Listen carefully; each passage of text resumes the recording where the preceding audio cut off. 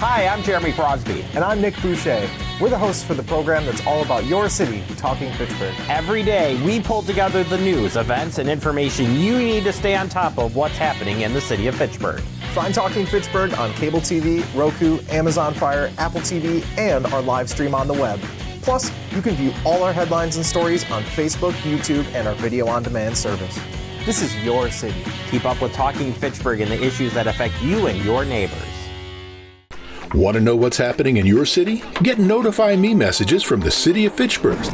Visit fitchburgwi.gov on your computer or mobile device and select the big Notify Me button on the left. Enter your email and/or phone number, whichever is best for you to get notifications. Scroll down the list and select all the topics you're interested in to receive email or text messages about. You'll be notified every time one of your topics is updated. Sign up for Notify Me, one more way to keep up with your Fitchburg government.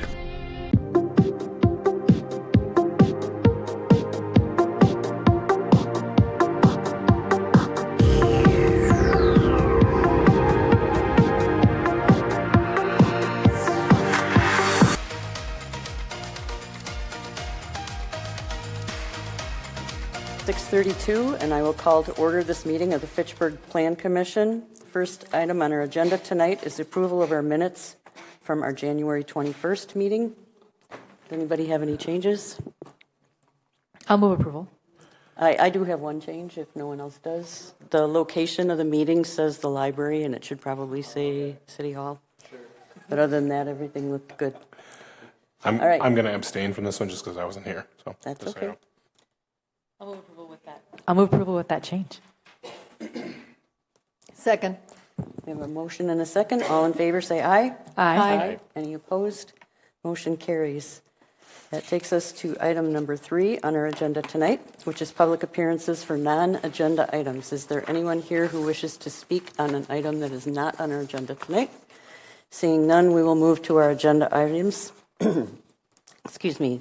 Our first item tonight is a public hearing and consideration of rezone RZ 2583-25, a request by Aisha Liquat, agent for Loophole Holdings, to rezone properties from RL, Low Density Residential, to PDD GIP, Planned Development District General Implementation Plan, to allow for a proposed condominium multifamily residential development on property associated with 2735 Rimrock Road. The commissioners will note that there was a revision to the packet, and we will proceed with our public hearing. The first registrant that we have tonight is Luke Heyer. If you could come up to the microphone. And actually, either one. Yep. Just pull the microphone back.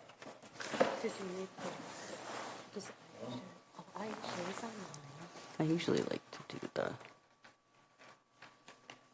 Ready? I guess I'm not really for or against the development. What I'm asking the Planning Commission... first off, I own the property directly to the north at 2725 Rimrock Road. I share the longest border with this property, technically longer than everybody else in this room combined.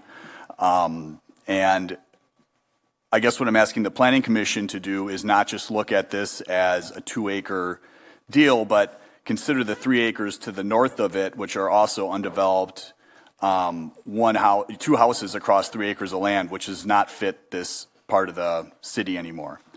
And currently, from what I gather, I don't know, all I get is this. I get no information from what they're doing at all until I get something in the mail. They're looking at putting more cars onto Maloney and then directly onto Rimrock, which I think is kind of a short-term solution because at their current density, you would be looking at this 5-acre lot potentially having 50 units on it total. If they've got 20 on 1 acre, on 20 on 2 acres, 10 units per acre would be 50 units, potentially 100 cars coming out of this little area. And for the 3 acres to the north, dumping those cars directly onto Rimrock is not a good solution for anybody involved. What I'd like to propose, I don't know if you can pull up Google Earth, but directly north of this property on the other side of the road is 89th Degree Drive. And I was out for a walk this summer, and that intersection is wired for traffic lights. And that goes directly into my property and my neighbor to the north, Nick Durr. And I think the ultimate solution for this block is to have all 5 of those acres dump directly, make that 3-way intersection a 4-way intersection where 89th degree is. I don't know if you can pull your cursor up to the left there to kind of see where 89th degree is, right there. So it kind of comes, you see how it points right to where my lot and Nick's lot to the north meet. And we would both be open to working out an easement plan with the current developers to allow all the traffic from this entire block dump right into there with traffic signals, which would be significantly better than dumping a single car onto Maloney, and definitely better than dumping individual driveways onto Rimrock. That's kind of a long-term solution, I guess, that I'm thinking of that would take care of that entire area in one swipe. Open for questions other than that. Thank you very much. Yep. Next, we have Harvey Mathis, Jr. Oh, you're registering in support. Thank you. We also have Sally Heft of 95 Maloney Drive of Fitchburg, who is registering in support of the matter. And then on Zoom tonight, we have Jeff Gronier. Are you available on Zoom?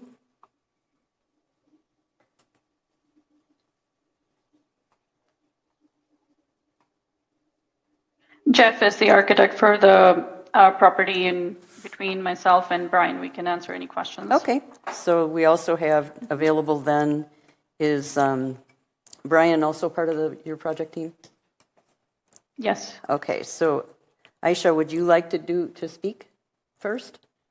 Yes, I'd like to speak briefly, and if I can just real quickly, very brief presentation for my property, if I can share real quick. And that's Ollie too, right? That's Ollie in the audience. Let me know if you guys can see my presentation. We can. All right, perfect. I just wanted to kind of tie in all of the work that we have done so far and bring in some key facts. So on our property, we're looking at doing 20 residential units, as you're aware, 12 townhomes and 8 single-family homes. Each of those will have a 2-car garage. We'll be adding 83 total parking spots between the garages, the driveways, and 3 additional surface lots, 4 standard bike spots, and 2.272 acres of total land usage. Just some key areas of why this property is so critical, this development is so critical. We're looking at a condominium structure where we'll have home ownership in the area, and it'll be the common areas will be managed by a condo association. Individual units will be managed by the individual owners. This does offer a more housing and meets the need that we currently are missing in the city of Fitchburg, which is the middle housing component, and brings in 20 additional families or residents into the community. It also addresses some affordable housing needs in the Dane County area, which if we compare to the rest of Dane County, these will be a lot more affordable for families to come into. It does bring more availability of residences, as we mentioned. 20 additional households could be moving into this space and enjoying the perks of home ownership. The city could be enjoying the perks of additional residents, additional business through the development, and just a better housing stock. We did do a lot of community engagement. As you can see, the community is here to show their support because we have built this property with them in mind, with the future residents in mind, and the coherence of the overall neighborhood. And then, of course, there's fiscal benefits for ourselves, for the city, and for the community that will be coming into the development. Site layout, you all have seen it in your packets, but I'll still share it. This is the general site layout that was being shared a couple of minutes ago as well. We think it's the best usage in terms of keeping in mind the properties to the east of us, and then to the west of us being a little bit more high density. So that's where we're placing the townhomes, single family homes, where a lot of the families in single family homes currently are. Just a general layout as well, just for viewing purposes, and then an architectural overview that we included in the packet, but also wanted to call it out real quick on the on this meeting from a townhomes perspective and a single family homes perspective, and then open to any questions that you guys may have or the community may have.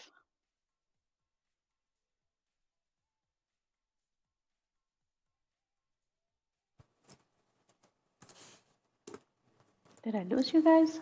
No? Ali, would you like to come up as well to the dais? Thank you very much.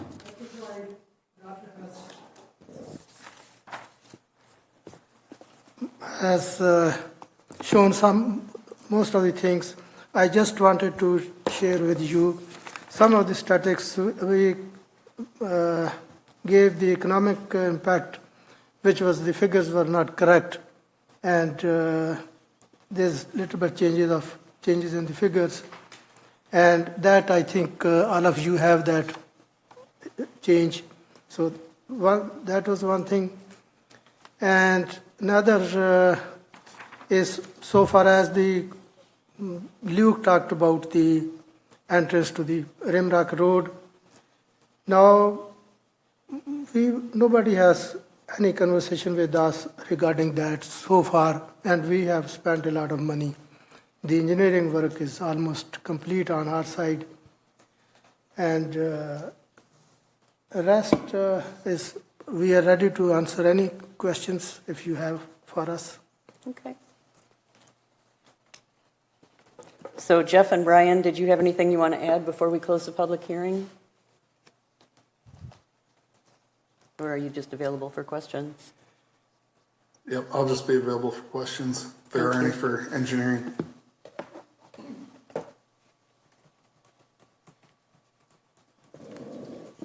And then is Jeff on? Okay, thank you.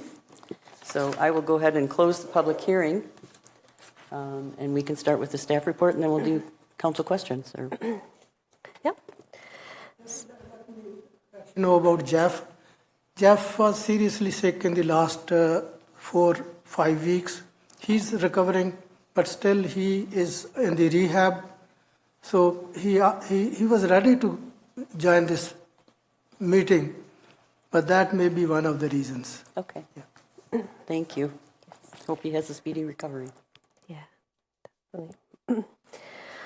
Okay, Plan Commission has approved CSM for this property. As you can see, as you might have saw from the map that was shown before, it's still 2 lots on our mapping, but we're very close to recording the CSM.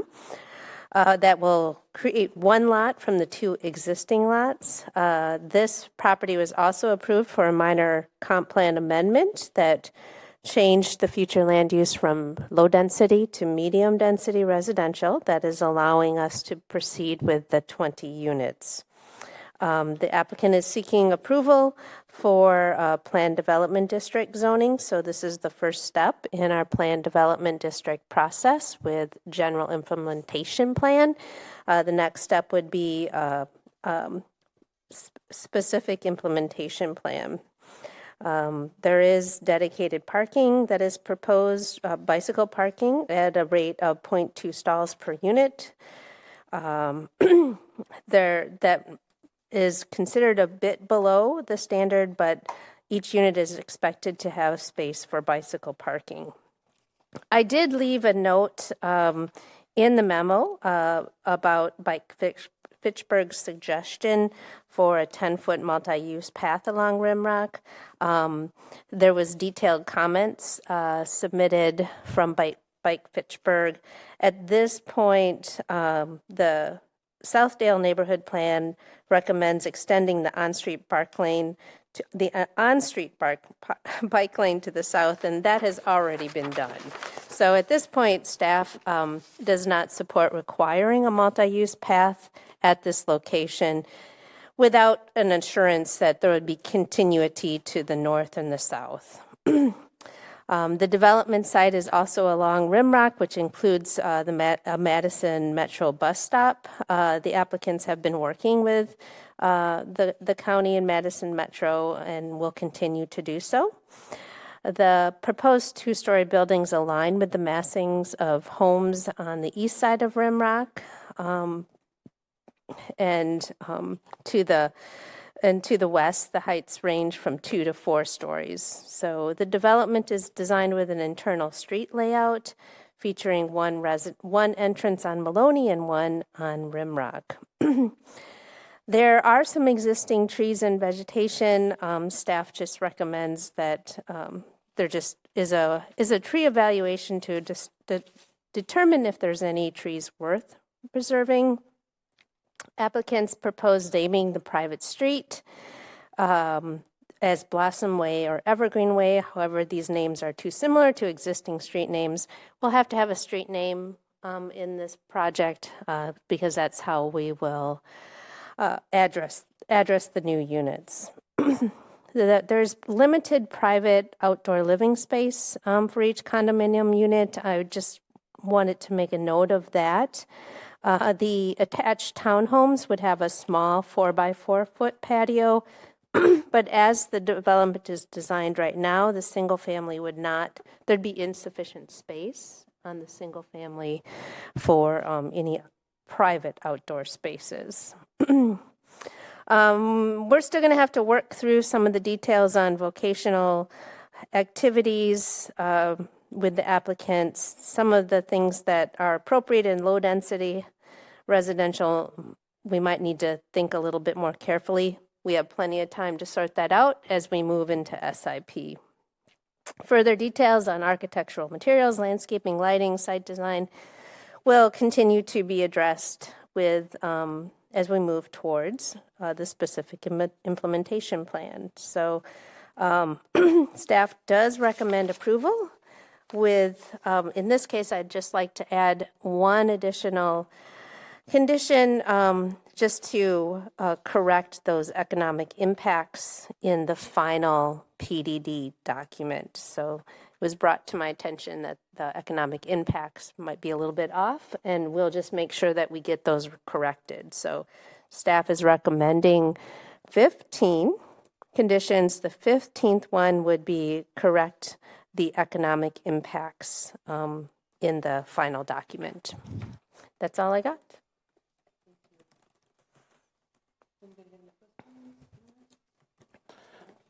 I'm curious about,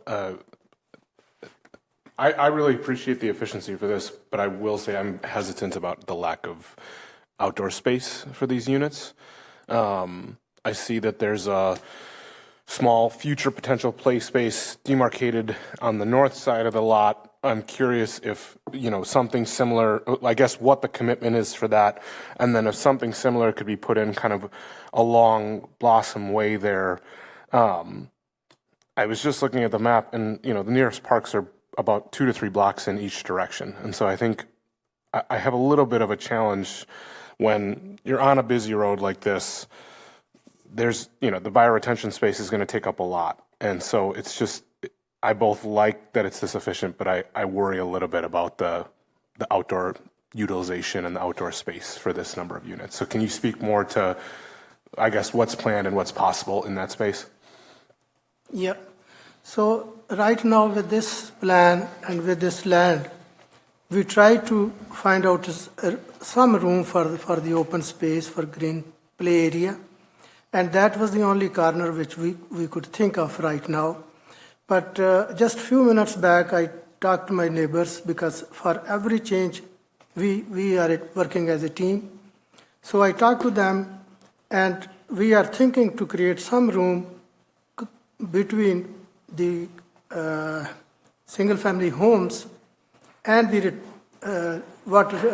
stormwater retention pond, some room for that.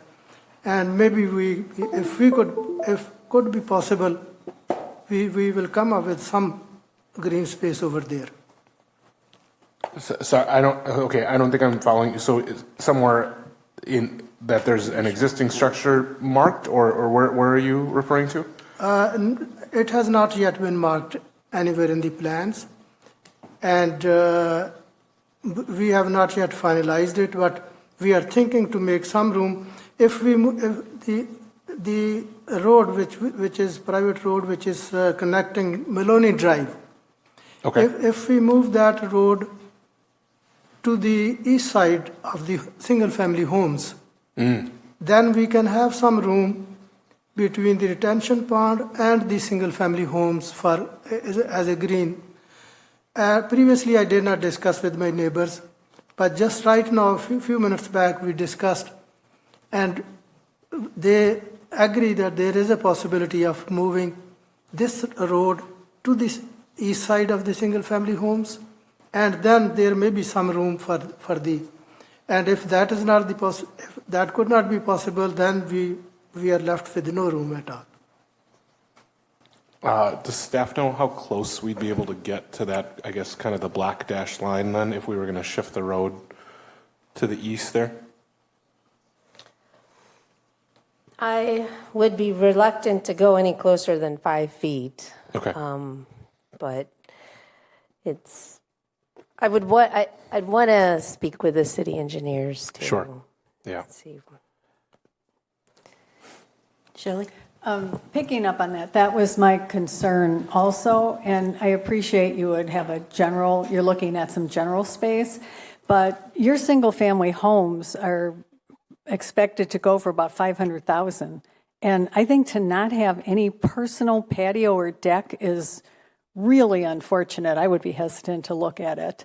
But so I guess my question is there no space or ability on your part to put a small personal, private outdoor space for these single-family homes because of something that we are requiring in terms of setbacks, or this was your own personal design? Because I think that's really unfortunate for a $500,000 home.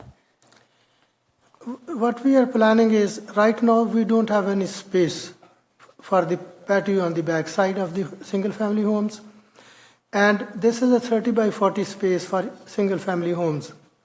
And we are having a basement, 1 bedroom in the basement as well. And the total square footage, other than the basement, we are thinking of is 1,500 square feet to 1,600 square feet for a single-family home.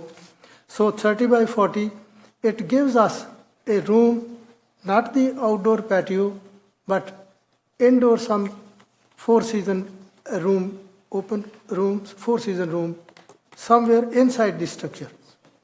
So that's what we are planning, to have some room behind the garage, but not in the yard, inside the 30-40. And if I may add, we are limited in some degree because of the highway dedications that we have had to make. So we have had to adjust the site plan significantly with those dedications that came about, I believe, a couple of months ago. So in the original iterations that we had presented to the city, we had a dedicated park space, but we were not able to accommodate that dedicated park space because of the dedications moving from Rimrock and moving our entire property down. And in terms of the square footage available, it's been cut significantly. So in order to maintain the density and to be able to offer the best housing conditions, it's been a little bit challenging to accommodate the green space. And if we move the road, if we could move the road, we talked for a few minutes, and they have yet to make up their minds, so I'm not sure. But if we move the road to the east side, then at least for the 4 single-family homes, we can have a patio on the back. Then there will be room for that. I'm sorry, you can do what if you move the road? If we move the single-family homes, 4 single-family homes, which are on the east side towards Maloney Drive, if we flip their front to the east, then on the back to the west, we can have the patios.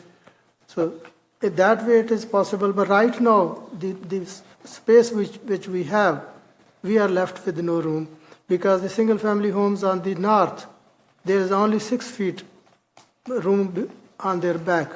So there's no possibility of fitting some deck or some patio over there.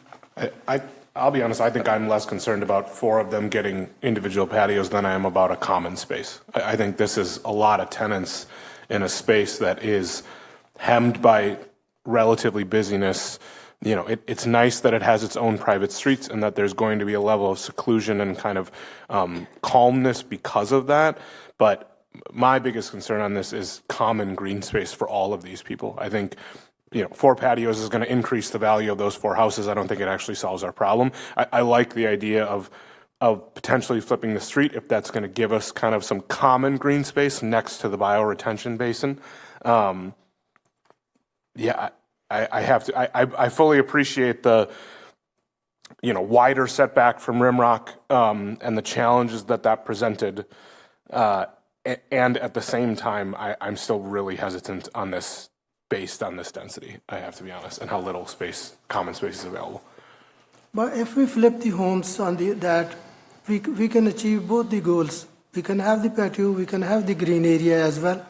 On those homes on the east, which are on the Maloney Drive, they do have a room on the back there. There's a 20 feet space over there. But there is a next door neighbor also, and so we don't want to put the patios on the back on these homes. And if we flip the homes, then maybe we can achieve both the goals. Yeah, I think we have to understand the impact from an architectural and site plan perspective with our architect and engineer. So I think we'll have to take this back. But like I said, the limitations in the space are really driving how everything is laid out. We'll definitely try and incorporate this in the SIP submission, but we'll have to take this back from an evaluation perspective. And can I understand, is the intention to have a fence around just the north side of the property, the entirety of the property? Entire property. So fully encircled, other than the streets with like a privacy fence? Yes. Okay, basically on the thick black dash line, is that the intention? So far as the east side is concerned, that is my agreement with my neighbor. We will put a screened fence on that side, and the rest side we will put the fence, but we are open. We are still discussing something which has a more aesthetic value and more environment friendly. We will choose that on the other 3 sides. But on this east side, we will have a solid screened fence, because that is the agreement with the neighbor. Okay.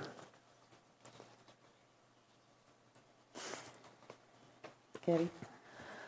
I think this might have, I still don't understand why the bioretention pond is on Maloney and we don't have homes facing the street, which I thought was what we prefer in the city, is to have homes fronting the street. Why does the bioretention pond have to be located in that direction, that space? Why couldn't it be in another part of the property and the homes fronting the Maloney Drive? That is the lowest point of this lot. There's a gradient to the property, so the property sloped downwards towards that. So it's the most feasible option. Anything else would require grading the entire property.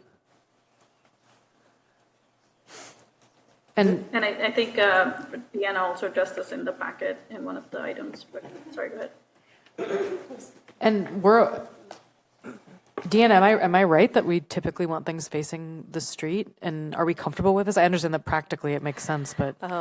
Yeah, and actually it's some of the very early iterations that maybe didn't come to Plan Commission did have the units actually fronting on Maloney and Rimrock, and the neighborhood was not in favor of it. So part of the reason that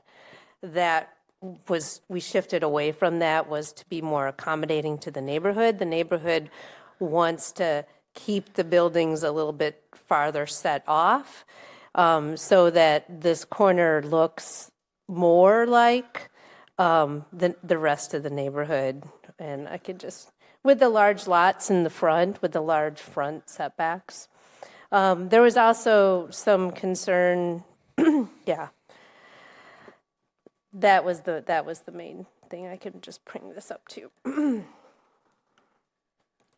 So the neighborhood really voiced their concern that they preferred to have the building set back.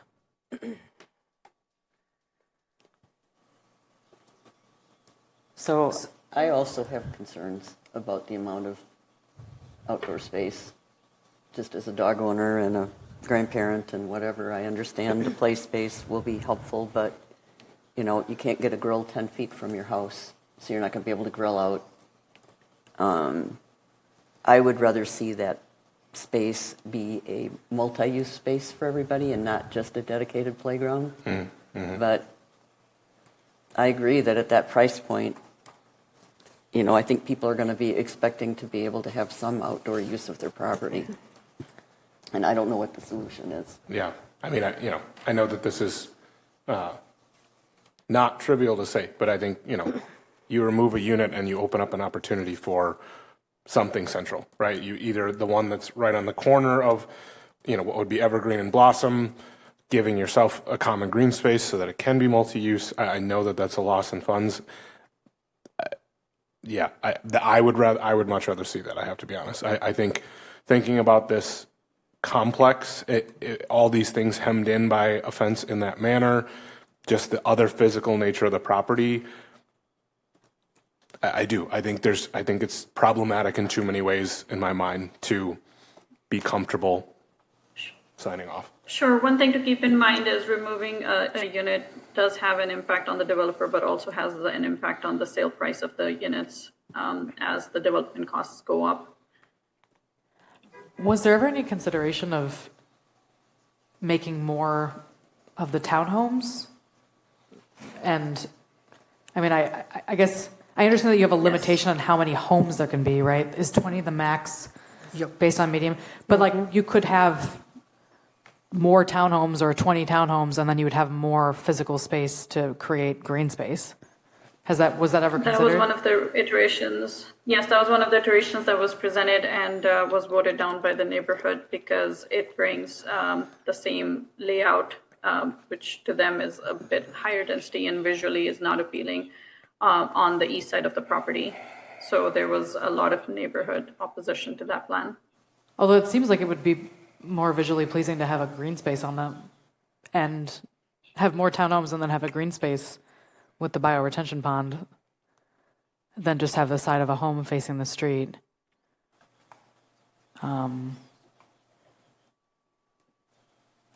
Yeah, I mean, I own a townhome, and so I don't want outdoor space. I'm the kind of person I have zero interest in outdoor space, do not want a garden.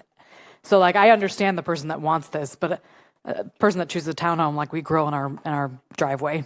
I have no problem with that, just as a person that does that. But as someone that's buying a standalone single-family home probably does want that more. But there are people that don't want yards. But how close is your nearest, green space? It's close. I mean, you say that, and then I feel like we end up seeing these very close in proximity to a park. And if a park was half a block away, I would have way less qualms about this. But it's just not that close. And so that's what worries me, honestly. And I still am I think these single-family homes should have their own private outdoor space. It's $100,000 more than the townhomes, and they don't get outdoor space, but the townhomes do. I think that's going to be a difficult marketing for you. But my question is are the streets and the driveways, are they the minimum dimensions that are possible or acceptable? I mean, is there any way to carve some space so that these single-family homes have at least some decking for their own private use? This is the minimum requirement of the ordinance which we have already put. Okay. And has the detention pond, has that been engineered and that is the exact size needed? Yes, the engineers have decided it. So there's no possibility of getting... One thing I'd like to point out is that bioretention basin was laid out when we were under the impression from the approved CSM that the vision triangle for the intersection there in the southwest had to be dedicated as right-of-way, which wouldn't allow us to put private stormwater in there. The county has since backed off that and said there still needs to be a vision triangle, but it does not have to be dedicated as public right of way, and we'd be able to utilize that space for stormwater management, which means that bio can kind of grow to the southwest, and then we'd be able to pull it back on the east. And we do have some grading constraints, but once we look at that further through the next steps in this process, we might be able to carve out some green space there east of the bio. More utilizing that vision triangle for stormwater management, which we're not doing at this point.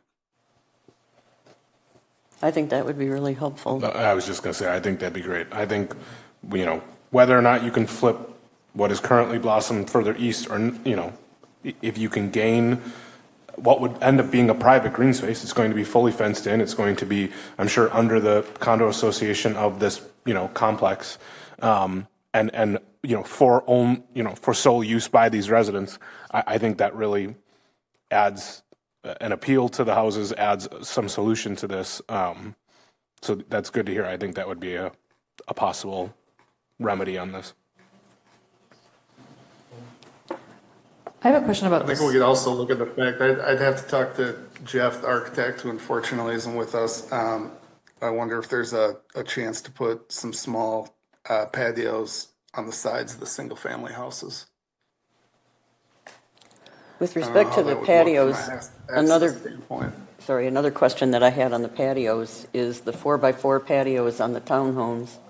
Is it possible to extend those to make them the same size as the patio door?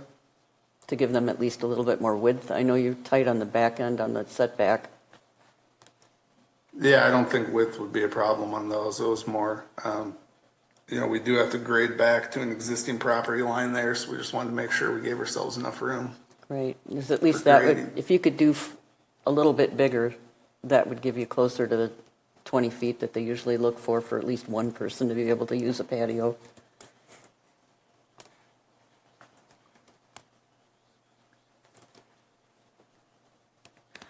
So I have another question. So I'm going to address what the adjacent property owner was talking about with the road connections, the long-term vision for this.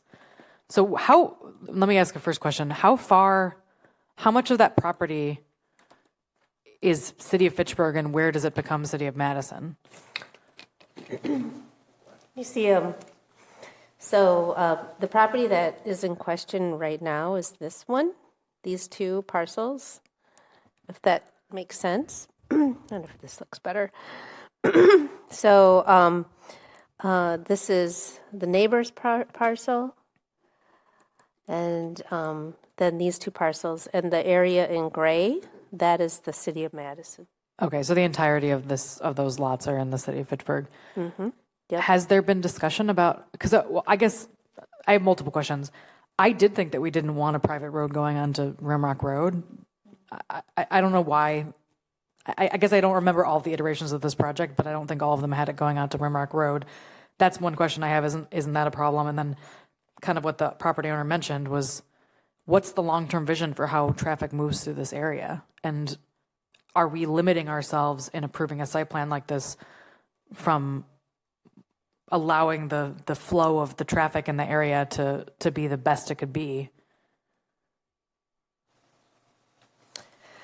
So the first thing I can answer, there is an existing driveway that's always been there. Everything that to date I have received from the county was that they would allow that driveway connection onto Rimrock. As to your next question, very early on there was discussions about how can we look at this as a larger project. This is always tricky from the planner's side. When we have a proposal with a landowner willing to move forward, we can't make someone work with the neighboring property owners. And yes, so it is within the purview of the Plan Commission and Council to say, given this request for PDD, we have concerns for the long-term development of all the lots. You are under no obligation to approve this PDD, if that makes sense. Yeah, I think it's a good point. I mean, I don't know what those pieces of property are going to develop at some point. This is a corridor with lots of public transit, and it justifies making sure that this is being done thoughtfully, and I think it's a good point. Yeah, and I'll note too that that was something that staff explored with the applicants in the review process. And number 17 in staff comments, which is at the front of your packet, says it should be explored whether the northern parking stub should be reserved for future connectivity with public works. While it may not be desirable or necessary, blah, blah, blah, it could be valuable for future development on the adjacent properties, and the applicants noted that. But it was not explored as part of the GIP pack. What was the neighbor's request? Can you go back to the map? And I wasn't quite following what he was requesting. I don't want to speak for someone else, but the idea that this could be a signalized intersection that could serve all of these lots without individual driveways, so that there would be one driveway into all of these to serve the entire development. Oh. Does that make more sense? That sounds like what I remember hearing from that, and I'm saying I'm nodding head. So I agree. I think that kind of makes sense. I'm not a planner, so I'm interested to hear what you have to say. But how much density would be lost by doing that, though? On this particular project, I think what. Yeah, when we came up with the comments here, it looks like it's about 24 feet wide. Is that what the width of the stub? So hopefully you wouldn't lose 27, any. 27. And then there's 34 feet between the two units. Which is enough room for a two-way travel way, theoretically. So ideally it would be to not lose any density, but that's why also they need to explore with Public Works to see what's feasible. So then that would take out the green space as well. The playground area, yeah. In the future, if there was a future connection, yes. But then also theoretically at that time, if it was part of a greater development, there could be another green space as part of the adjacent development. It just depends. That would all be well down the line. Could I ask a question here? Mm-hmm. Do we have any submitted plans or any kind of tentative plans for the other two parcels? And do we know of a rough timeline? Is it a 5-year plan, a 10-year plan, a 15-year plan? We are holding up 20 very viable homes for a future development that has no date. Yeah, their staff has not received any applications or had pre-development meetings for the properties to the north. So what would we have to do to the vote on this in order to accommodate a future expansion? I mean, can it be approved as is and then that fencing go when a road connecting all those lots is developed? Or one approach is the Plan Commission could add a condition that just says that the development would need to allow for the possible connection to the properties to the north, a possible easement roadway connection to the north. But also, once this is in, do we really have any power to make them cut Evergreen off of Rimrock and force them to connect to the north? I mean, don't we lose the ability to enforce that at that point? In the comment, what the intention was looking at the possibility of reserving that, whether it be via easement or a dedication or something like that. So if it's a city property or if it's an ingress egress, then theoretically someone would have the right to connect. But that would all be depending on whether the applicants are willing and if that was something that Public Works was even interested in. Zach, I think he was actually asking about Evergreen onto Rimrock, though. I mean, like, both. Once it exists, we can't get rid of it. Yeah, both, I guess, is my question. Yeah, how do we enforce connection and how do we enforce disconnection from Rimrock at that point? Oops, sorry. I don't think I don't have a good answer to that question, Josh. I find it hard to believe that we would do that once this is done in this manner, I'll be honest. But I don't disagree. So to the applicants, was there ever discussion with the adjacent property owner? We did not have any discussion with that person, and he never approached us. And this is the fifth hearing before this house. And during all these hearings, this matter came up. The neighborhood opposed any access to the Maloney Drive through our property, and it was discussed, and it was voted by this house and by the Common Council as well. The whole project was discussed, voted in favor of not allowing us access to the northern property to the Maloney Drive. So this discussion was discussed, decided, and closed. And if you look at Diana, please, can you show the Google map of those properties? I mean, but we never voted on a site plan, right? Like those reasons that we looked at plans, but it was always just a rezone general going to medium density. It was never, we were never approving a site plan. That's correct. No, the rezoning was not done, not approved, not. This is the first time. I mean, I know we looked at site plans, but like we didn't like solve the site plan design as part of the approvals. This was always just like a theoretical context for the rezones and the change in the comp plan. Is that accurate? No, that's right. The minor comprehensive plan process is just analyzing if the change in land use designations fits the intention of the comprehensive plan. Yeah. And so site design was always going to come at a later date. Yeah, so I don't consider this being a done deal. Like I know we've discussed this before, but I don't think that's relevant to. During the minor amendment hearing, this matter came up before the House, and it was our project, one of our proposal was turned down.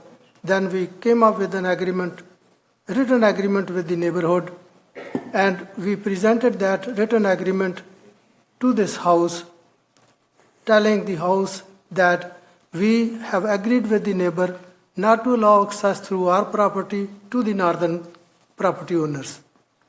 So this was part of the agreement which was placed before this House, and this House allowed the minor amendment on the basis of that agreement with the neighborhood. So even if that was not a rezoning phase, that agreement was there and that was approved by this House. So my neighborhood is still here, and they don't agree to any access to the northern property owners to the Maloney Drive. And even the northern property owners, only one of the owners is here, the other 2 acres is not here. And he did not approach the neighborhood for any of their consent in this regard. Number one is this one. This was a part of the agreement, and I believe it was an agreement with the city as well, because we presented that agreement to the city, and city approved the minor amendment based on that agreement, which clearly stated that there will be no access to the northern property owners to the Maloney Drive, number one. I'm sorry, I don't think that's how it works.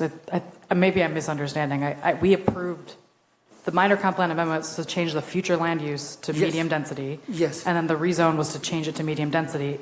We never approved a site plan. No, never. No, so I mean, like. So those are the details that you're describing. Just to clarify, I understand that you have an agreement with the city and that this is the input that you've gotten, which is fine. And don't get me wrong, I think connecting to the north is incredibly complicated, right? We're talking about easements across 2 other properties. We're talking about, future development that I think is completely unknown at this point. And so I don't think we need to keep hashing this out, because I honestly still don't think it solves the problems that we're talking about here. I appreciate the concerns about going onto Rimrock.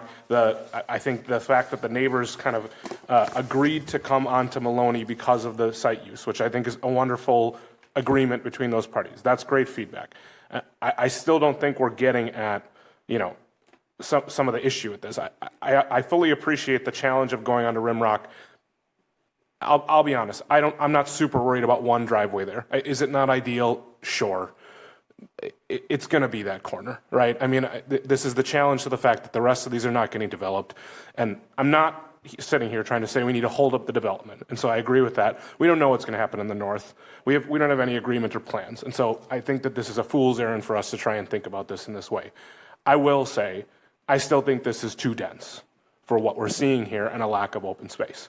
And so my piece of this, if I'm going to move it forward or whatever this is going to have to be that a plan, I want to see a plan come back that has something to solve that. And my council members can weigh in or not, whether they feel that way. I'm going to vote it down if that's not going to get agreed to, or I'm going to say no myself. But I would say to move this forward, I want to see that as part of the next step. I think our engineers also explained it. We can have some room. Sure. And it's also in our interest as well. Okay. I would suggest getting a 17th condition. That would be to explore the green space to the east of the stormwater detention to find more outdoor space for the project. Does that still give us another opportunity to kind of see this and provide feedback, or have we basically signed off on this moving forward then at this point? And that's just a recommendation. When I thought if they shrunk the basin, there might still be space without moving the roadway. Right, I think that's what she's referring to, yeah. Oh, I thought you meant moving the roadway to the east side of the houses, which was, okay. When he talked about the vision triangle in the corner where they'll Yeah, be able to okay. shift the stormwater detention further to the west, then on the east side of the detention pond, Brian had thought that they could maybe find green space over there, which I think at least then you would have 2 green space areas, which would be a big improvement in my opinion. Yeah, agreed. So in the next steps, Deanna, we would see more details come back where those conditions could be addressed. Is that correct? They certainly could. So we can add those conditions and expect further details in the specific implementation plan. Of course, if Plan Commission prefers, you could postpone for some updates until next month also. Can you explain like what an approval for a PDD GIP means? Like, it just feels like we're moving towards approving this with conditions, but none of us really like this site plan as is. So PDD, at its fundamental base, is a zoning ordinance. And so there's some important pieces of that, and I'll just draw your attention to item number 2 of those conditions. This is where we lay out those important zoning requirements that you would normally find in our regular zoning district. So PDD is is a zoning ordinance specific to this particular project. And we go through the 2-step process here in Fitchburg with the general implementation plan leading to the specific implementation plan to allow those further refinements. It is really up to Plan Commission's discernment to decide if there is sufficient detail here and that you're comfortable enough to proceed to a specific implementation plan. So we could either approve or deny or delay and try to give the applicants some time to see if they can come up with some of the conditions so that we would feel more comfortable with things. Yeah, I mean, I would, if you so chose, I would just postpone till the March meeting. Okay. And that might give some Could more I ask time. 2 clarifying questions here? So the first one, if we did postpone, would we be able to do the GIP and SIP in the same hearing? First question. And then, sorry, go ahead. No, it's not allowed to do that. Okay.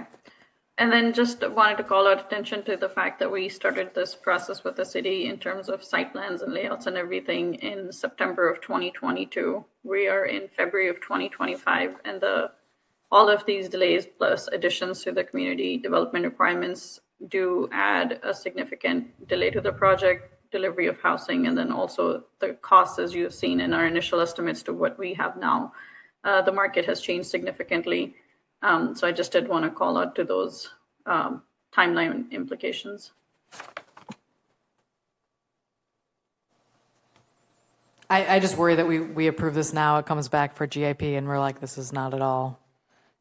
And wouldn't it be a worse outcome for you to come back at GIP and we're just like, we don't like this? And I don't know. I feel like it's the same difference. Well, as you said, we've been looking at this for 3 years. And it's finally back.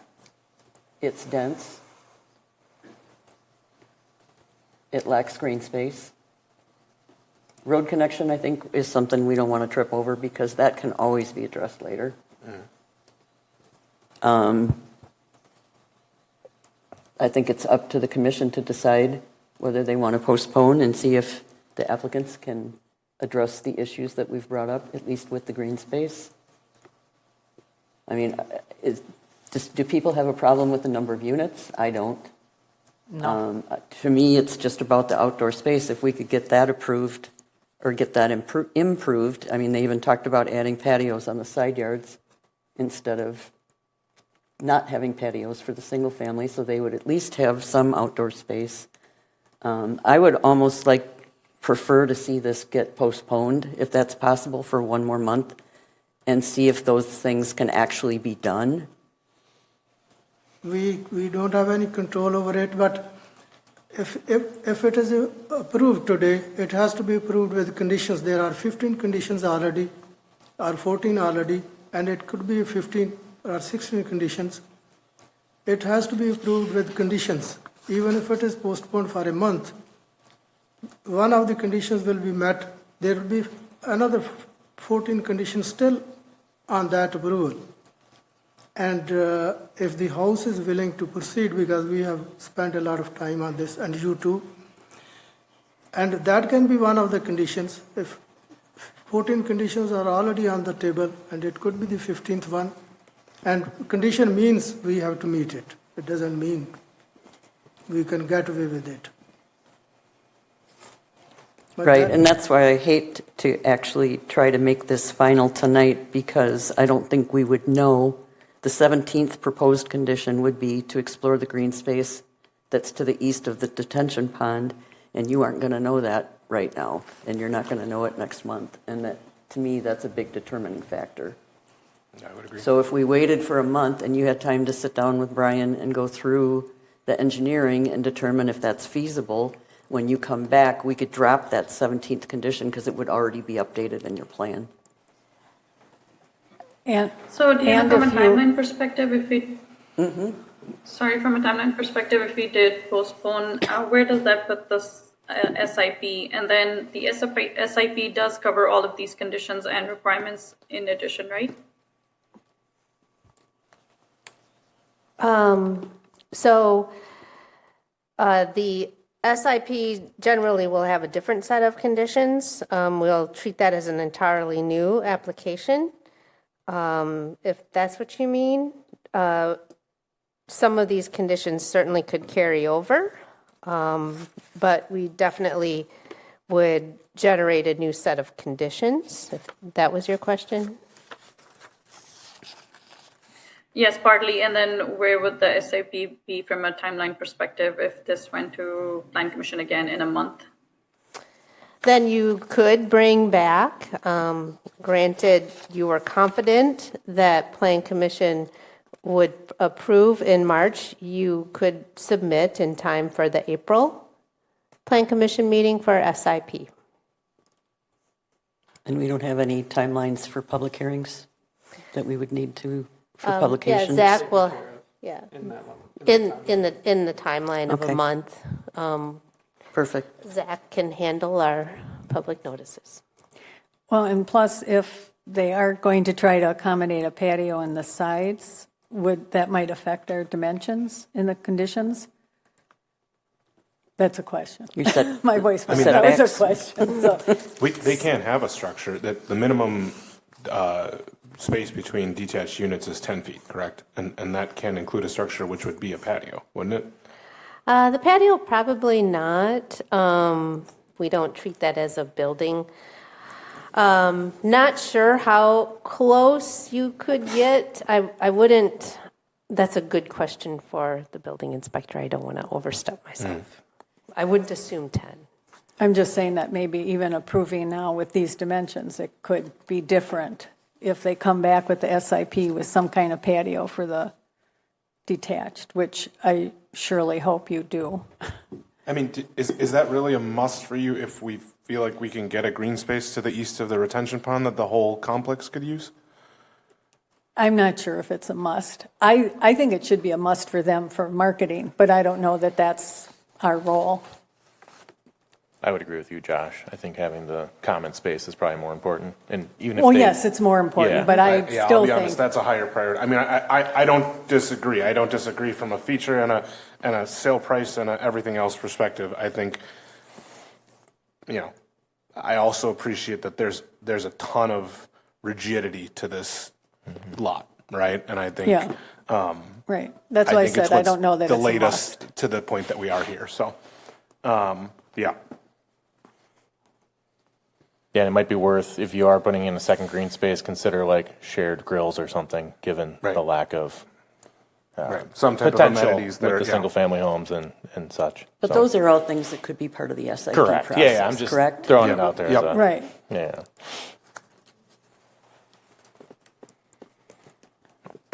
So we would have to be comfortable with the fact that if we approve this as it stands right now, that if it turns out that the stormwater can't be redirected into that corner, that we may not have that green space.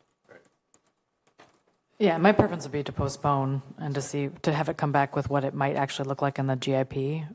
Because I could see this coming back as a GIP and we don't like what it looks like an SIP, a specific implementation. I was saying the wrong thing. This is the GIP.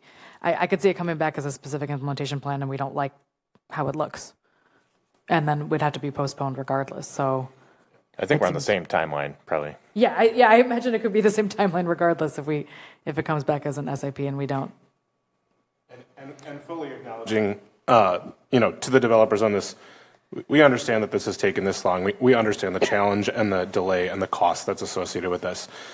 I think we're still trying to strike a balance in the fact that we would love to see you able to go up to 20 units on this, which is the highest amount that you could put on this property, while still striking a balance that I think we want from just a city layout and an amenity perspective. And so I think that's the only reason that personally I'm pushing this in the way that I am, fully acknowledging the challenge that this presents and apologizing for that. But I think there's an importance to me for this. So I just want to say that.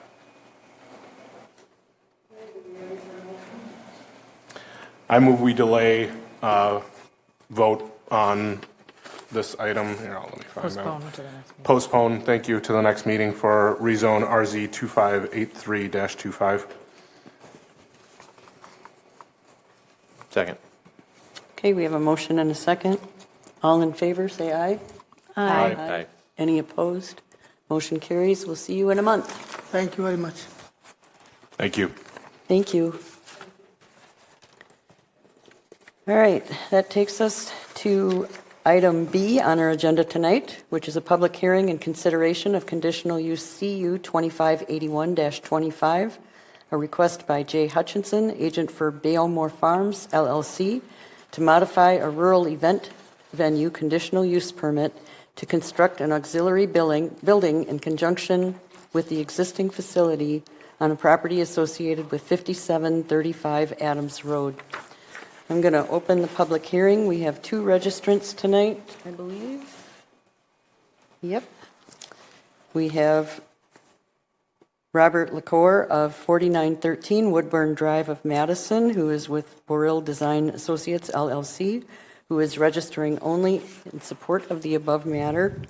And then we also have Marianne McKenzie of 4285 Blackstone Court in Middleton, representing Four Winds Farm of Beomore, and she wishes to speak in support of the above matter. Yes, what we are proposing here is an accessory building that includes a heated garage for our poor cold farm staff and two dressing rooms that could also be used for breakout rooms for corporate events, so kind of multi-purpose rooms. We've gotten a little crowded in our event space. The brides and grooms or the brides are having to change in our office, and we just need a little bit more room. Success is great. Yeah. Does anybody have any questions? Okay. Just a general question. What kind of events are you seeing in your space? Well, we are having weddings, but we're also having celebrations of life and just general parties and events. And then we're also promoting a lot of music events. I was able to go last year. It's a beautiful space. So Thank you. happy you guys are successful in expanding. Yeah. It's gotten good response. Okay, did you want to speak as part of the public hearing? Not in particular. I'm in support of the project, obviously, but I am partisan. I'm here to represent the architect and give you any answers to questions you might have within that purview. Okay, I'm going to go ahead and close the public hearing then. And then can we get the staff report, please? Certainly. So this property is zoned small lot agriculture, and the original rural event venue conditional use was approved by Plan Commission in 2021. So this is an update of their conditional use permit from 2021, but also the architectural design review for the new building. The existing barn is used for agricultural entertainment activities on the 3-acre parcel. And what is proposed here is, as Marianne mentioned, was a 1,500 square foot auxiliary building in support of the event venue. There isn't any major changes from the original CUP to draw your attention to. The only thing that I would say, there is a condition number 2, that waives the 200-foot buffer that is actually required in ordinance for a rural event venue. In this case, the original conditional use permit did waive that, and staff feels that that's more than reasonable. The Four Winds Farm owns the land surrounding and uses it for agricultural purposes. So staff believes continuing with that 200-foot waiver is reasonable. Staff does suggest approval of the conditional use permit with 4 conditions, and then approval of the ADR with 9 conditions.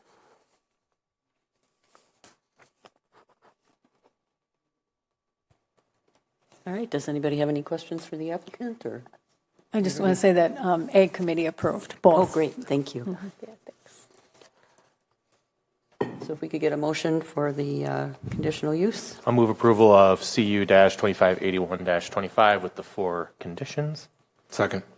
We have a motion and a second. Any further discussion? Seeing none, all in favor will say aye. Aye. Any opposed? Motion carries. That is passed. And then we will move on to item C, which is the architectural and design review. Would you like to walk us through your plans a little bit, or? Yeah, I mean, I certainly could.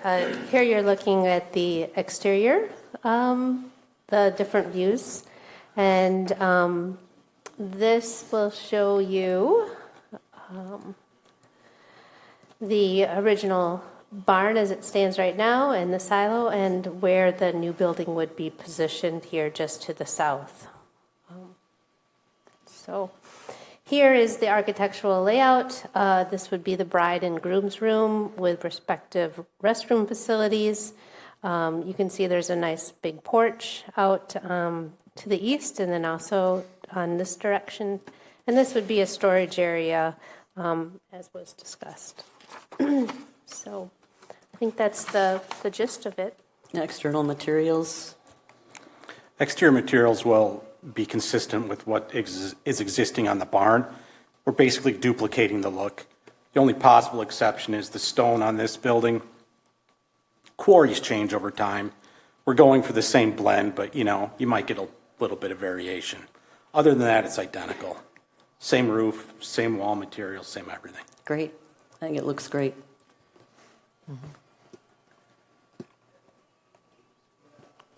I'll move approval of ADR Four Winds Farm Auxiliary Building. Second. We have a motion and a second. Any further discussion? Seeing none, all in favor say aye. Aye. Aye. Thank you, you're approved.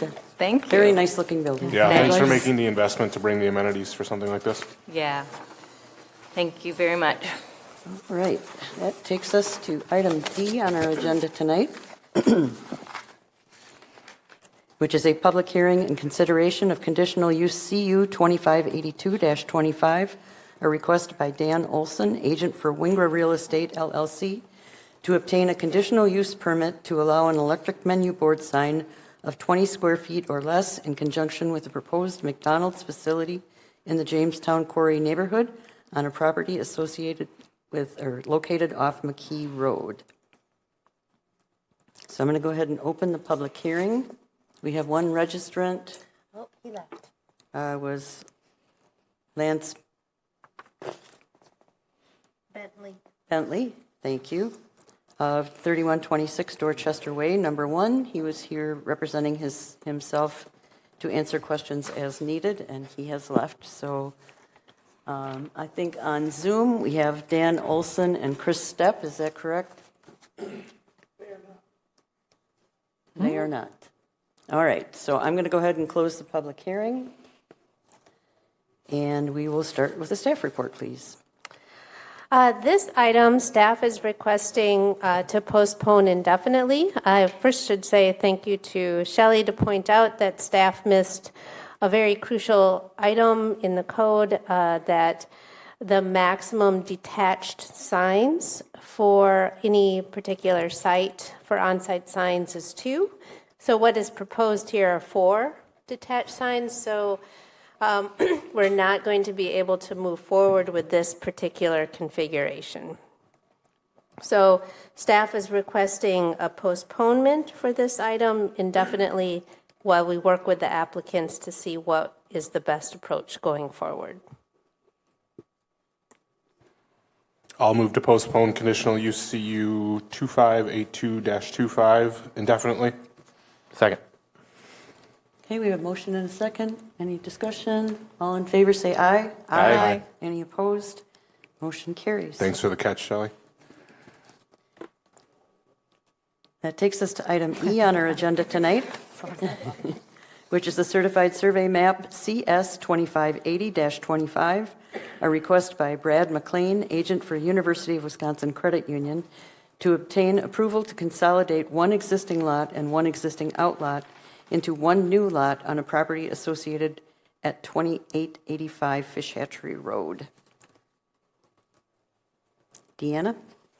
Yeah, and we also, I think, have Samantha online. Is that right? Oh, I'm sorry. I missed that on the Zoom No, list. that's fine. So I don't know if Samantha wants to kick off with, or I'm happy just to give the staff report, Samantha. That would be great. I'm just here to answer questions if there are any. Thank you. You bet. So the properties are described as Lot 1, CSM 14-1700, and Outlot 2, CSM 1605. And actually, the parcel along Oshala Drive was owned by the city. When Oshala Drive went through, there was a remnant parcel here. Actually, Plan Commission has approved this CSM already, so nothing has changed here. UW Credit Union sought this extra land to reconfigure their parking and driveways and drive-through lanes for their expansion. That expansion actually has gone through because they own the property. And unfortunately, the timeline just got away from us all, and CSM needs to be approved by state law within 1 year of final approval. So this is coming before you this evening once again, same thing as what was approved before, to combine this outlot and this lot 1 into a single parcel. So staff does recommend approval with just those 4 conditions.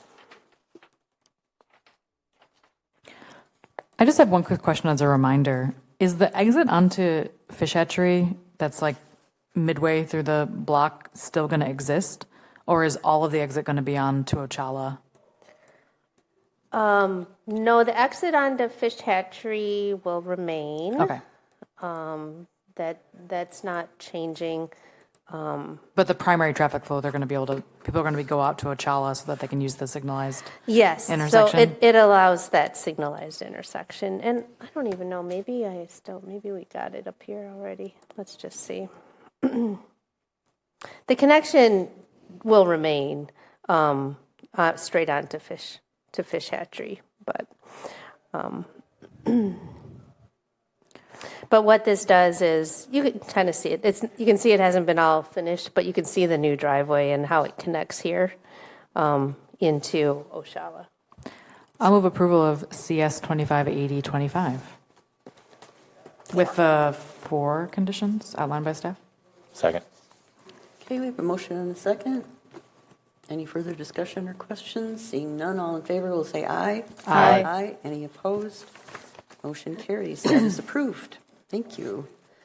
That takes us to item F on our agenda tonight, which is a certified survey map CS-2579-25, a request by Jeff Meyer, agent for William Ryan Homes, Wisconsin, Incorporated, to obtain approval to subdivide the existing lot into one lot and one outlot on a property associated with 5944 Astor Drive.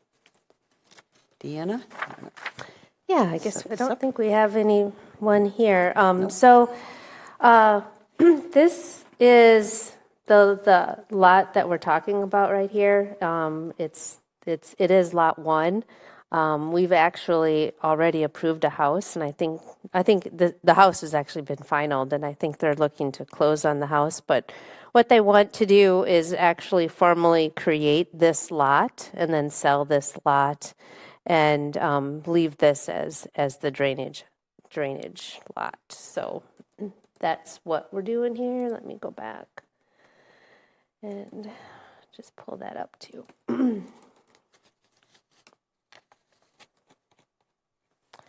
So what the proposal here is to create the outlot. It still remains a private outlet for storm and stormwater, and then create this lot as a single-family residential lot.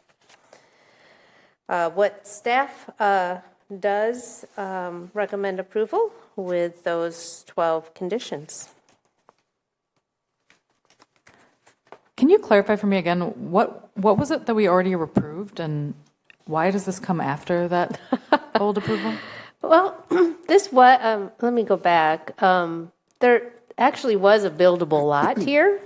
This was a lot, and when they came to pull a permit to build a house, they were able to build a house here legally. So the house has been, I'm pretty sure they finalized the permit, but now what they want to do is just cut that lot off and leave this as private. You can see the overhead power lines too, and this would just be stormwater and utility. Got it. So it's just they're not going to sell that whole thing. They just want to sell the property. No, they're just going to sell the single-family residential lot if this gets approved. Yeah. Thank you. But it's already residential. The whole thing is residential. I think that's what's weird, right? It is kind of this weird one. It predates Zach and I, but it was a buildable lot. It is low-density residential in the zoning. I think originally they did it that way. If I was going back through the notes, I think it was from 2016. It was going to be a model home, and I think that just ended up not happening. And it's just a regular residence. So I think that's now why they want to split it off. But I guess do we need to be rezoning the stormwater to stormwater so that somebody can't come later and try to build in that space? Oh, they won't be able to because we're going to call it an outlot. Okay, and that'll can't protect build it on in an that outlot. way? Okay. Yeah. It's fine from a zoning side of things to just leave it as low-density residential. But it will be an outlot. We cannot issue any building permits on an outlot. And they don't have any driveway access or anything here Okay. either. Thank you for the clarification. No problem. The house It's makes sense. I it's a want them to weird be able one. to sell it. Yeah, it's strange. Let's officially cut it off. But I was more worried about the zoning and the other piece. So, okay. I'll move approval of certified survey map CS 2579-25 Second. with the 12 conditions. Or second. Okay, we have a motion and a second. Any further discussion or questions? Seeing none, all in favor will say aye. Aye. Aye. Any opposed? There are none, so that passes. Thank you. That takes us to item G on our agenda tonight, which is architectural design review for the Jamestown Chick-fil-A, a request by Joe Varvina, agent for Winger Real Estate LLC, to obtain architectural design review approval for a proposed Chick-fil-A in the Jamestown Quarry neighborhood on a property located off McKee Road. We do have 3 people here on Zoom tonight. We have Eric Herzl, Joe Vavrina, sorry, and Sean Walker. Do you guys want to walk us through your presentation? Absolutely. Good evening, all. This is Joe Vavrina at HR Green. I'm the civil engineer on the project, joined with me by Sean Walker tonight, who's the principal development lead with Chick-fil-A. Wanted to share my screen real quick. I can walk through our plans real quick. Let me know when that pops up on your guys' end.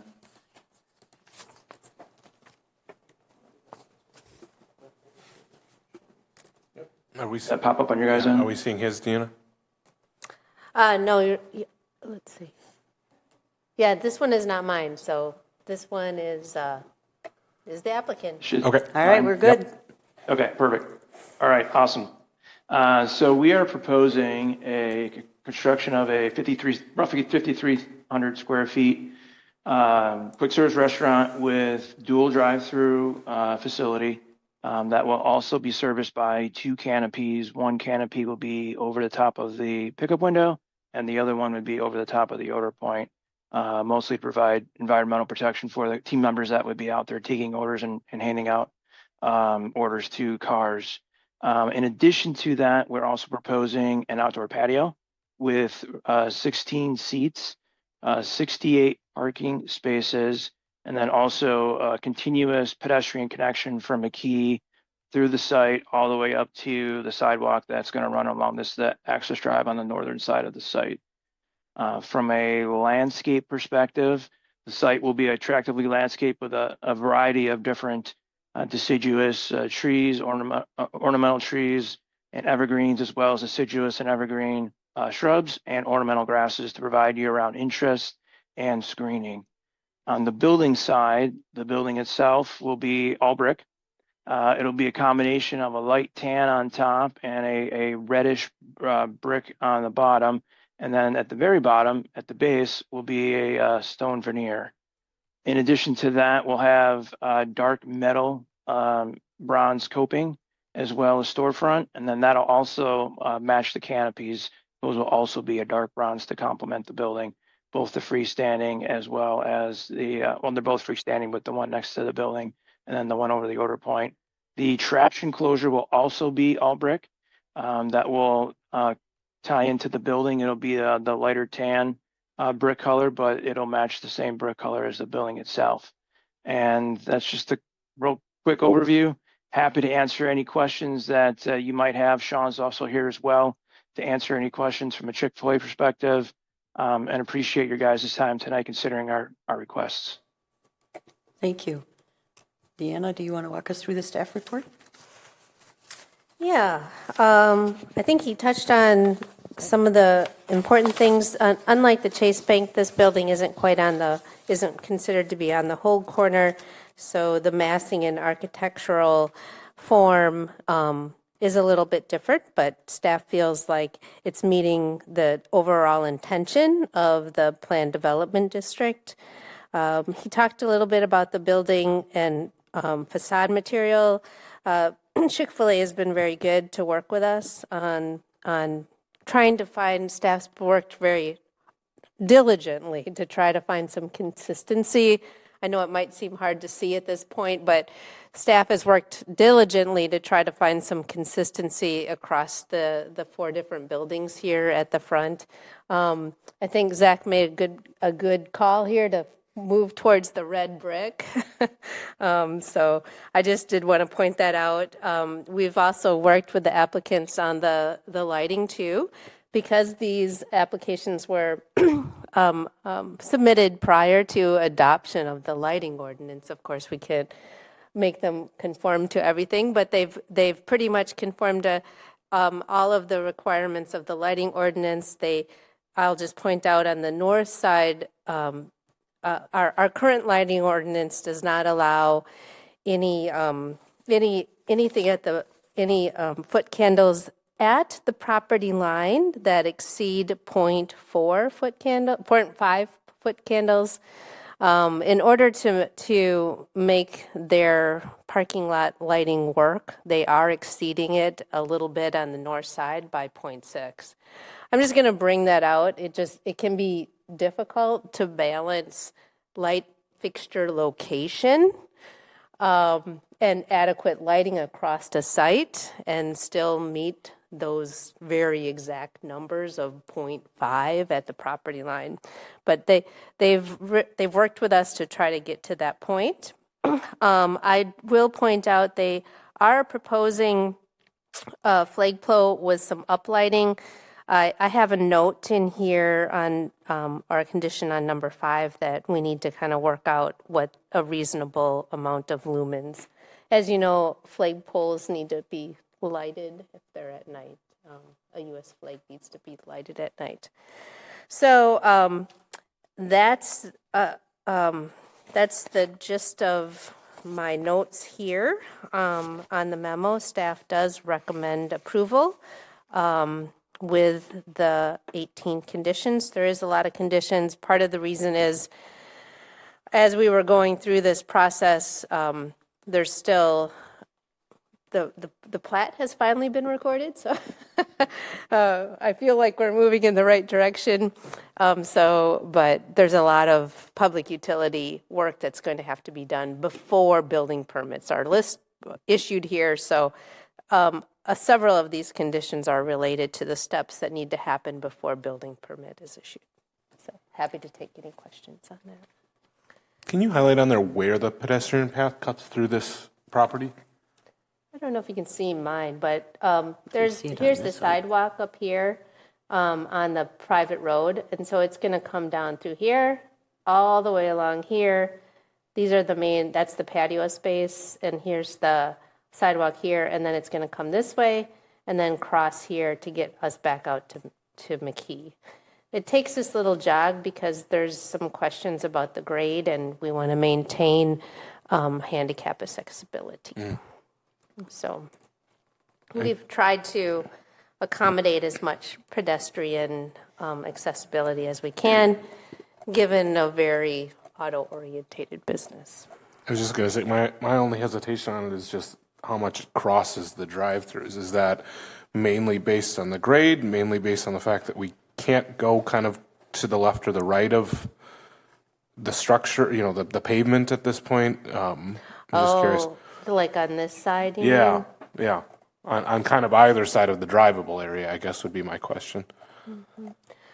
Personally, I didn't look at that, so I'll kick that back to the applicant. So you might want to reiterate. So you're thinking, I couldn't see on the screen, what were you indicating? Where you would like to put the sidewalk instead? I'm just curious, there's just a lot of crossing of the drive-through lanes, and I'm just curious if it would at all be possible to run that sidewalk kind of, without having to cross any drivable lanes on either kind of the east or the west edges of the lot. I would just say it's also important that we were considering to get people to the front door of the building too. Okay. And so we're going to have to do that, we're going to have to cross. So this is meant to kind of be a multi-use servicing the business as not just necessarily like a cut through. Well, yeah, no. At least I didn't envision that way. There is a bus stop not too far away on McKee, and hopefully development to the north could enable a situation where you could park and then walk. But I think it would be important to maintain at least some sort of sidewalk connection to the entry door of Chick-fil-A. Got it. Okay. And this came up with the developers too, and right now I don't think there's even a sidewalk on McKee. So there will be. There will be. Okay. I remember this coming up, but yeah, I don't know where you'd put it across because it's going to go across traffic somewhere. And this will connect to that future McKee sidewalk? Mm-hmm, yep. Okay. And the McKee sidewalk will extend to the end of city limits, is that correct? Yes. So it won't even really go down the hill. Is there already a Madison one there to connect or no? It'll just dead end? Yeah. Great. It's a severe grade. Well, never mind. It's a challenging situation, Mhm. but Okay. I agree. I think that answers the question then. Thank you. Can you pull up the actual view of what the building looks like, the renderings of the building? And can you point out what is facing McKee? Mm-hmm. Ooh, that looks like the old one. Yeah, I'm not sure. I wonder. Do we want to have the applicant put his Yeah, elevations maybe, back can you up? guys, can the Maybe I can applicant bring it take up. that? If that works. Thank you. Yeah, I can bring it up again.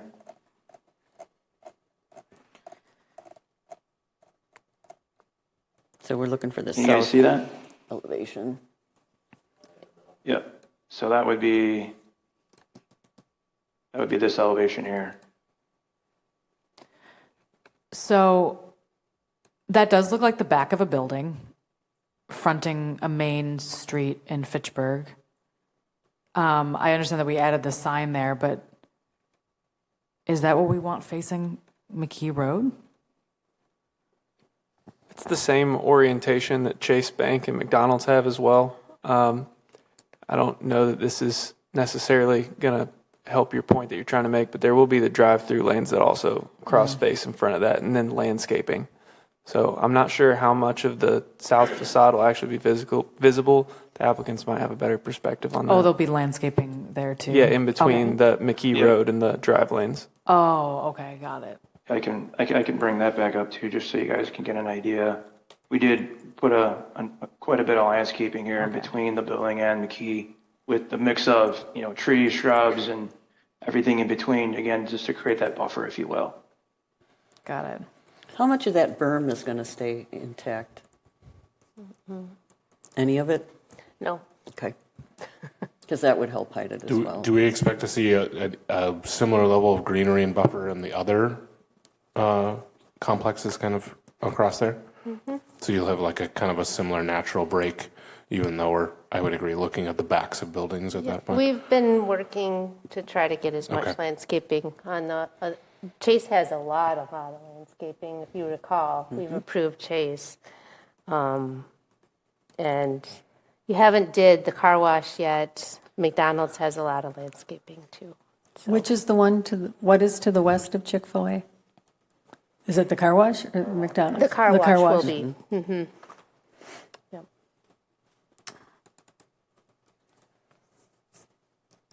I appreciate the materials and the colors of the materials. I think it's going to look very good and very congruent with the other side of the road. I think you did a really nice job with having it fit the site. I have another question for the planning team about the light. So I'm not as familiar with foot candles and what exactly that means, but my understanding is from what your report is that our new ordinance says it can't be more than 0.5 foot candles, Mhm. but these are 0.6. Just in one spot. Yeah. So I guess my question is, is this going to happen frequently where In the future, it can't. Yeah, but is it going to happen frequently where our ordinance makes it so that people can't properly light the parking lot? It's going to make it much more difficult.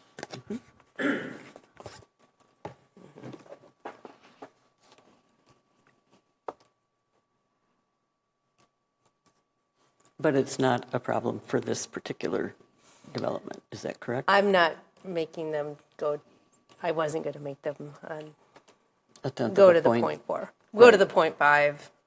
I guess Plan Commission could. What is the functional difference between 0.5 and 0.6 foot Not candles? to my eye, but.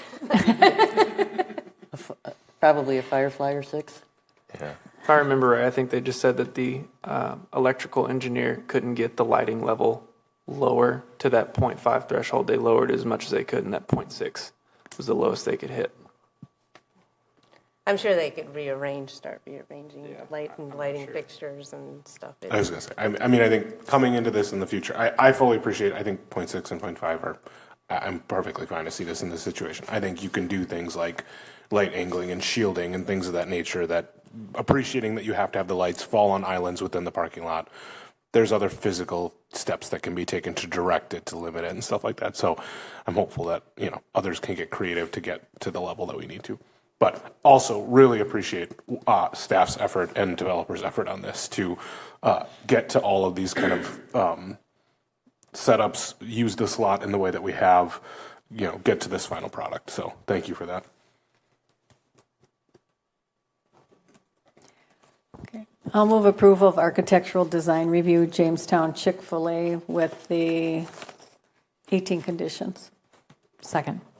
Okay, we have a motion and a second. Any further discussion or questions? Seeing none, all in favor will say aye. Aye. Aye. Any opposed? Motion carries. You're approved. Welcome to Fitchburg. Thank you. Thank you so much to the Planning Commission. This is Sean from Chick-fil-A. We greatly appreciate when a city collaborates and partners with us in the way that you all have. So I just wanted to extend that thanks, and we look forward to opening for business soon. Thank you. Thank you. I'm looking forward to it myself. Oh, I'm sorry. One more question. When do we anticipate construction will begin? We'll still have to go through permitting, and right now we are attempting to start construction, I believe, in the fall of this year to open early next year. Great. Thank you. And Great. welcome to Fitchburg. My pleasure. Thanks a lot. Thank you. Thank you. All right, that takes us to item H on our agenda tonight, which is the ADR for the Jamestown Crew Car Wash, a request by Catherine Rayner, agent for Wingra Real Estate, LLC, to obtain architectural design review approval to approve a proposed car wash facility on a property in the Jamestown Quarry neighborhood located off McKee Road. Indiana, you have some news for us on this one. I do. This evening, staff had a significant amount of comments and suggestions for Crew Car Wash. They were not addressed prior to the drafting of our memo. Therefore, staff did speak with the applicants, and they agreed that they would be comfortable in postponing this item to March 18th. So staff is recommending that Plan Commission postpone this item to March 18th. I move to postpone ADR for Jamestown Crew Car Wash to the March 18th Plan Commission meeting. Second. We have a motion and a second. All in favor will say aye. Aye. Aye. Any opposed? Motion carries. We are done. And we are on to item number 6, which is the report. You know, when you don't have your bifocals with you, it We're moving really so fast, we're stinks. skipping items. It's great. We'll go to item number 6, which is the report from the department. I will just hop in here just quick before I turn over to Shelley and Gabriella for their commission and committee reports, but wanted to give a brief update on where we are with the neighborhood plan. Staff has received the draft for South Stoner neighborhood plan. Staff's doing our review, and hopefully we'll be through that in about 3 weeks. Then we'll go ahead and do another steering committee meeting. We expect the draft for Greenfield neighborhood plan to be coming out very soon also for staff review and make sure staff's all comfortable. And then we'll do one more steering committee with Greenfield. I do want to point out that staff has prepared 2 memos. The first memo, both are memos related to Greenfield, because you might recall that staff received a petition from the neighbors regarding Greenfield neighborhood plan. And then we also received a detailed letter from the Wabisa Wetland group with some requests for some changes. Staff's put together a memo in response for that. Hopefully we can get that out this week, but I did want to just bring that to your attention, that we will be sharing that publicly very soon. We'll share that with Plan Commission council and also the mayor too. The second memo that I have put together is related to what are some of the legal statutes and ordinances related to sanitary sewer connections. That's been one thing that's been very controversial with the Greenfield Neighborhood Plan. In order for any new development to proceed, and an extension of the urban service area, it's integral that we also extend our sanitary sewer lines, our water lines. That's just a part of our development process. What that means for some people in Greenfield is that if sanitary sewer was extended down some streets, they would be required to connect. That's a state law, that's local law, that's county and also city ordinances. So I've put together a memo to help explain and provide some of the background on that. I think it's going to be important to everyone to have a very clear understanding of what it is and isn't when we talk about that. And I just want to be very clear to everyone too. I and the Public Works team have no expectation that every home in Greenfield would ever be connected into sanitary unless they wanted it.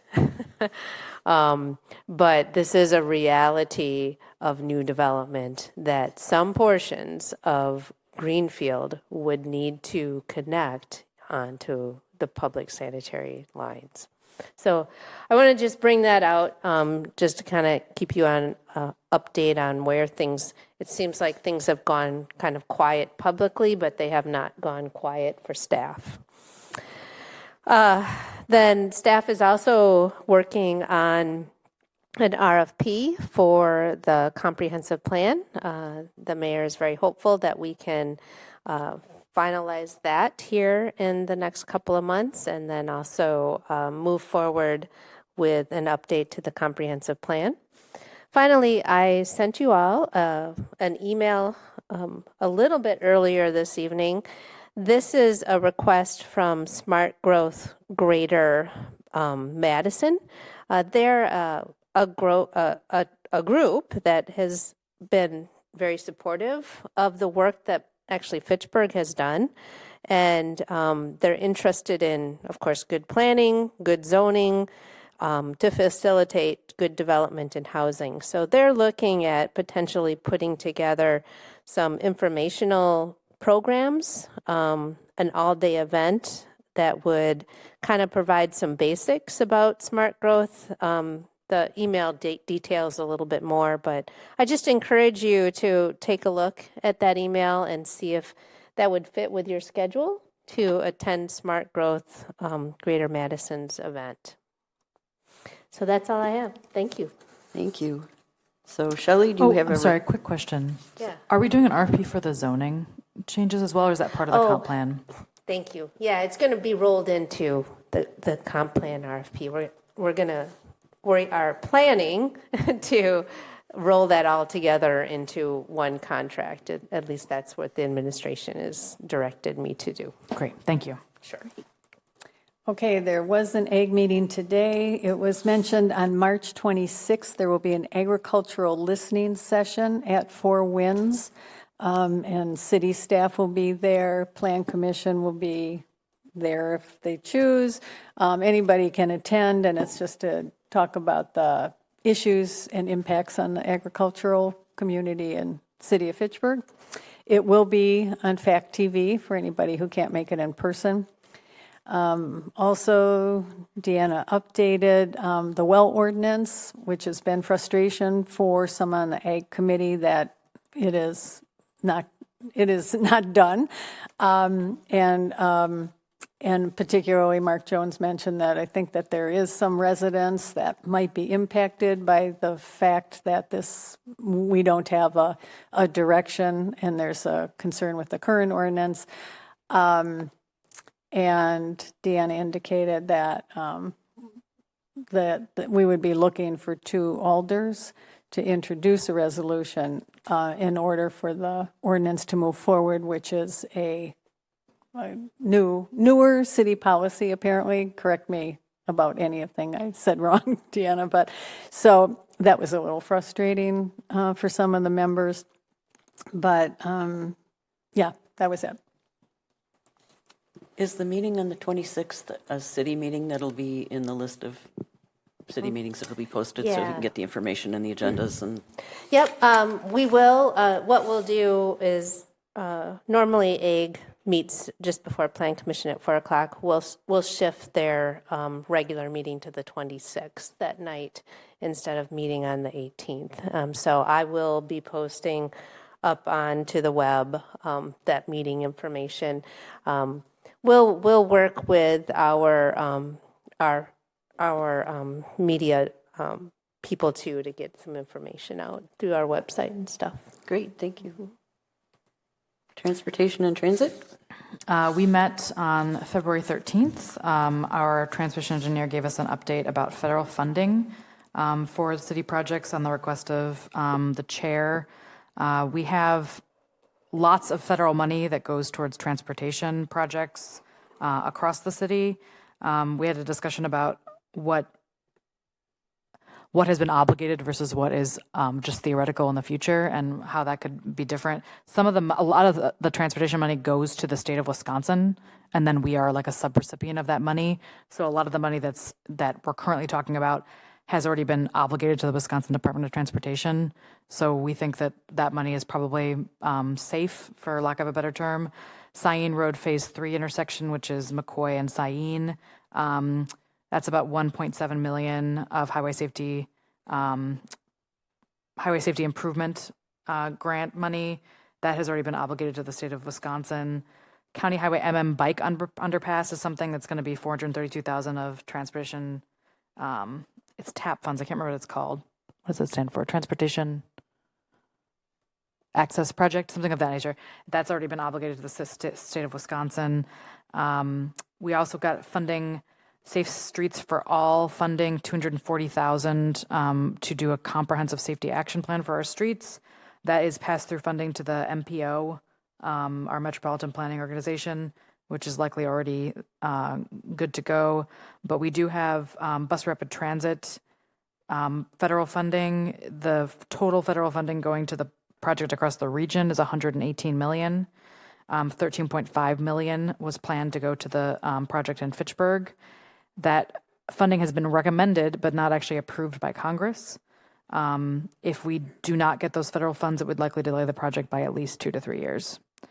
Vision Zero update. We talked about our Vision Zero ordinance, potentially looking at some language, which we'll look again at the next meeting. We could see that potentially in front of council in the near future. And then we talked about CIP items, capital improvement plan items, talked a little bit about the priorities for the committee, if there is something that we'd encouraged a change, either move up or move back. And that's all. Thanks. Thank you. That takes us to item 7, which is announcements. Our next meeting will be Tuesday, March 18th at 6:30 p.m. And that will take us to number 8, which is adjournment. And I would entertain a motion. I'll move to adjourn. Second. We have a motion and a second. All in favor, say aye. Aye. We are adjourned. Thank you. And thank you, FACTv.